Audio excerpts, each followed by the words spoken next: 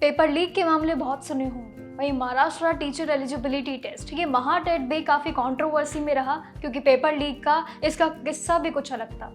Police investigation के दौरान आरोपियों पे जब काफ़ी बातें आई, यहाँ पे बड़े बड़े राज उनके अब जाके और खुलने लगे हैं, जिसे ये पता चला है कि प्रिंटिंग प्रेस के अंदर से ही जो सवाल रहे, क्वेश्चन पेपर रहे, वो कैसे चुरा के एक मास्टरमाइंड तक पहुंचाया गया, वो एक पूरा प्लान एक्सपोज हुआ।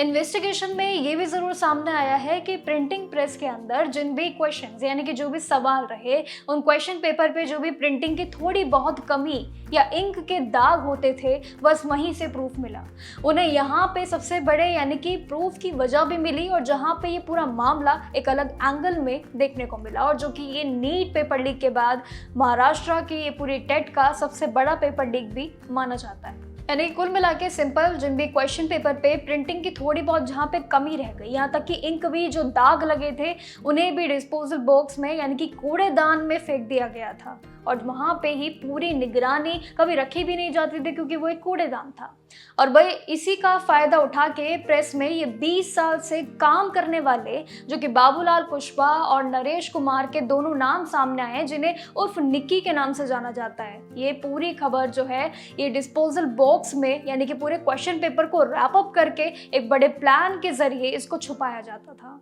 यानी कि पेपर लीक के रास्ते बड़े अलग अलग किस्से अब यहाँ पे धीरे धीरे खुल के सामने आ रहे हैं। और इतना ही नहीं बल्कि पेपर भी चुराने के बाद उन्होंने उन्हें जूतों के तलवों के नीचे भी छुपा के एक बड़ा अलग नजरिया और एक अंदाज दिखाया। प्रिंटिंग प्रेस में कैंपस से बाहर निकलने का एक नया तरीका भी, और पेपर यानी कि जो कि सोनू दिवाकर के जरिए जो कि संजय शर्मा, और साथ ही आखिरकार जो सबसे बड़ा मास्टरमाइंड का नाम है वो है विजेंद्र का, जिन पे ये पूरा मामला पहुंचाया गया।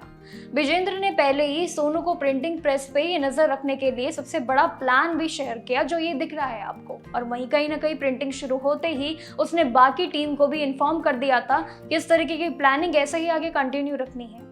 अब प्रिंटिंग प्रेस में सिर्फ 15,000 रुपए महीना कमाने वाले ये बाबूलाल और उर्फ निक्की के नाम से जाने वाले ये बड़े अमाउंट और घर के प्लॉट तक के लालच देके ये पेपर लीक करवाने के सबसे बड़े दावे आज खुल के इनके सामने आए हैं। जहां पे विजेंद्र ने शुरू किया उन्हें 8,000 रुपए देके ये पूरा मामला, लेकिन हालांकि इस दौरान ये खबर जो है अभी तक और एक्सपोज होने में जुटी हुई है। MHT SET यानी कि असिस्टेंट प्रोफेसर एग्जाम के पेपर लीक की भी बड़ी तैयारी, बड़ी प्लानिंग में ये जरूर ये सभी शामिल थे। लेकिन DCP यहाँ पे पवन यहाँ पे एक सबसे बड़ी खबर लेके भी जरूर आते हैं, जिन्होंने इस बात को खारिज किया और साथ ही सभी करीब 15 आरोपियों को 15 दिन की पुलिस कस्टडी के बाद यानी कि सोमवार को ये जरूर कोर्ट में पेश होने का सबसे बड़ा ऑर्डर दिया है। लेकिन देखिए जहां से उन्हें पूरे कस्टडी में पहले ही भेज दिया गया था, लेकिन अब ये शुरुआत दोबारा हो चुकी है इस पूरी नई कहानी की, यानी कि फिर से पेपर लीक की नई कहानी की।